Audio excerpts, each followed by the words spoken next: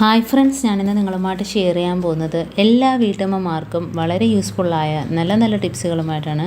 അപ്പോൾ video skip ചെയ്യാതെ കാണുക. അത് മാത്രമല്ല, എൻ്റെ ഈ ചാനൽ സബ്സ്ക്രൈബ് ചെയ്യാതെ കാണുന്ന കൂട്ടുകാരുണ്ടെങ്കിൽ പ്ലീസ് ഒന്ന് സബ്സ്ക്രൈബ് ചെയ്ത് സപ്പോർട്ട് ചെയ്യാനും കൂടി മറക്കരുത്. അപ്പോൾ നമുക്ക് ഫസ്റ്റ് ടിപ്പിലോട്ട് കിടക്കാം. അപ്പോൾ നമ്മുടെ സിങ്കൊക്കെ ബ്ലോക്ക് ആവുകയാണെങ്കിൽ നമുക്ക് ഇതേപോലെ ചെയ്താൽ മതി. അപ്പം കുറച്ച് ബേക്കിംഗ് പൗഡർ ഞാൻ ഇട്ട് കൊടുക്കുകയാണ്.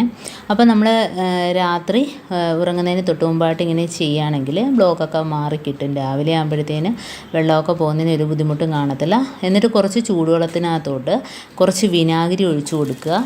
അപ്പോൾ നമുക്ക് ഒഴിച്ചു കൊടുക്കാം സിങ്കിനകത്തോട്ട്. അപ്പം അത് ബ്ലോക്കൊക്കെ അലിഞ്ഞു പോയിക്കോളും. അപ്പം ബേക്കിംഗ് പൗഡർ ഇട്ടതിന് ശേഷം വെള്ളത്തിനകത്ത് കുറച്ച് വിനാഗിരി ഒഴിച്ച് അതിനകത്ത് ഒഴിച്ചു കൊടുക്കുക. ചെറിയ ചൂടുവെള്ളത്തിനകത്തോട്ടാണ് ഒഴിച്ചു കൊടുക്കേണ്ടത്.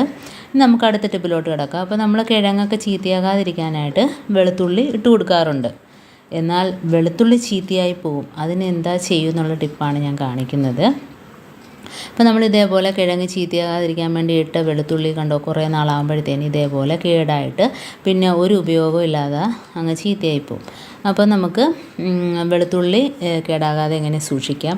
അതുമാത്രമല്ല, കിഴങ്ങിൽ കുറച്ച് വെളുത്തുള്ളി മാത്രം ഇട്ട് കൊടുക്കുക. അപ്പോൾ വെളുത്തുള്ളി ഇതേപോലെ ഒന്ന് തട്ടി കൊടുക്കുകയാണെങ്കിൽ എല്ലാം ഇതളായിട്ട് ഇളകി വരും. പിടികല്ലുണ്ടെങ്കിൽ ഇതേപോലെ ഒന്ന് തട്ടി കൊടുത്താൽ മതി. അപ്പം എല്ലാം ഇതേപോലെ കണ്ടോ, വളരെ ഈസി ആയിട്ട് നമുക്ക് ഇളക്കിയെടുക്കാൻ പറ്റും. എന്നിട്ട് നമുക്ക് ഇതേപോലെ ഇളക്കിയെടുക്കുക കണ്ടോ. എന്നിട്ട് നമുക്ക് കുറച്ച് അരിക്കകത്ത് ഇത് ഇട്ട് വയ്ക്കുക. അങ്ങനെ ആകുമ്പോഴത്തേനും വെളുത്തുള്ളി നമുക്ക് കേടാകാതെ എത്ര നാൾ വേണേലും സൂക്ഷിക്കാവുന്നതാണ്. അപ്പോൾ കുറച്ച് അരി ഇതേപോലെ പാത്രത്തിനകത്ത് എടുത്തിട്ട് നമ്മുടെ വെളുത്തുള്ളിയുടെ അല്ലികൾ അരിക്കകത്ത് ഇട്ട് കൊടുക്കുക. അപ്പം ആ വെളുത്തുള്ളി എത്ര നാളായാലും കേടാവില്ല. അതേപോലെ കിഴങ്ങ് കേടാകാതിരിക്കാൻ വേണ്ടി ഇട്ട് കൊടുക്കുന്ന വെളുത്തുള്ളി കുറേ നാളാകുമ്പോഴത്തേനും അത് ചീത്തയായിപ്പോവും. അപ്പം അത് കുറച്ച് മാത്രം ഇട്ട് കൊടുക്കുക. ബാക്കിയുള്ള വെളുത്തുള്ളി ഇതേപോലെ ആക്കി സൂക്ഷിക്കുകയാണെങ്കിൽ എത്ര നാൾ വേണേലും കേടാകാതെ ഇരിക്കാവുന്നതാണ്. അതേപോലെ തന്നെ അടുത്ത ടിപ്പ്, നമ്മുടെ ദോശക്കല്ലൊക്കെ, നമ്മുടെ ഇരുമ്പിൻ്റെ ദോശക്കല്ലൊക്കെ ഇതേപോലെ ചീത്തയായി കിടക്കുകയാണെങ്കിൽ കുറച്ച് പരലുപ്പ് അതിനകത്ത് ഇട്ട് കൊടുക്കുക. നമ്മൾ കുറച്ച് മാത്രം മതി. പരലുപ്പിട്ട് കൊടുത്തതിന് ശേഷം നമ്മുടെ കയ്യിൽ ഇതേപോലെ കോട്ടൻ്റെ തുണി ഉണ്ടെങ്കിൽ ഇതേപോലെ ആ ഉപ്പ് വെച്ചൊന്ന് റബ്ബ് ചെയ്ത് കൊടുക്കുക. അപ്പോൾ എല്ലാ ഭാഗത്തും ഇതേപോലെ ഒന്ന് റബ്ബ് ചെയ്ത് കൊടുക്കുക. അപ്പോൾ നമ്മളെപ്പോഴും ഡിഷ് വാഷും അതും ഇതൊക്കെ ഉപയോഗിച്ച് തേച്ച് എഴുതുന്നതായതുകൊണ്ട് കല്ല് ചീത്തയാകാനൊക്കെ സാധ്യതയുണ്ട്. അപ്പോൾ ഇടയ്ക്കൊക്കെ ഇതേപോലെ ഒന്ന് ചെയ്ത് കൊടുത്താൽ മതി. അപ്പോൾ പരലുപ്പ് തന്നെയാണ് നല്ലത്. അപ്പോൾ ഇതുപോലെ ഇട്ടിട്ട് കോട്ടൺ തുണി വെച്ചിട്ട് എല്ലാ ഭാഗത്തോട്ടും ഒന്ന് ഇതേപോലെ ഒന്ന് റബ്ബ് ചെയ്ത് കൊടുക്കുക. കാരണം അതിനകത്ത് വർഷങ്ങളായിട്ട് നമ്മൾ അതിൻ്റെ വേസ്റ്റൊക്കെ അതിനകത്ത് അടിഞ്ഞ് കറുത്ത് ഉണങ്ങിയിരിക്കാനൊക്കെ ചാൻസ് ഉണ്ട് ആ സൈഡിലൊക്കെ. അപ്പം അതൊക്കെ ഇതേപോലെ പരലുപ്പ് വെച്ചിട്ട് ഒന്ന് ഇതേപോലെ ഒന്ന് ചിരണ്ടി കൊടുത്താൽ ഇതെല്ലാം ഇളകിയിട്ട് നല്ല പോളിഷായിട്ടിരിക്കും കല്ല് കണ്ടോ. അപ്പം ഇരുമ്പിൻ്റെ ആ കഷ്ണങ്ങളെല്ലാം ഇങ്ങനെ ഇളകി വരും. എന്നിട്ട് നമുക്ക് ആ ഉപ്പെടുത്തങ്ങ് കളഞ്ഞിട്ട് കഴുകുമ്പോഴത്തേനും കണ്ടോ നല്ലൊരു ഗ്ലേസിങ് ആണ്. ഇനി നമ്മൾ അത് ഒന്ന് തുണിയൊക്കെ വെച്ചൊന്ന് തുടച്ചതിന് ശേഷം നമുക്ക് എണ്ണ തടവി വയ്ക്കാം. അപ്പോൾ കണ്ടോ, ഇനിയിപ്പോൾ ദോശ എന്ത് ചുട്ടാലും നല്ല ഈസി ആയിട്ട് ഇളകി വരികയും ചെയ്യും ഇതിനകത്തുനിന്ന്.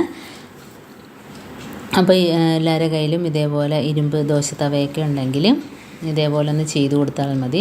എന്നിട്ട് ഇതേപോലെ നല്ലോണം ഒന്ന് എണ്ണ തടവി വയ്ക്കുക.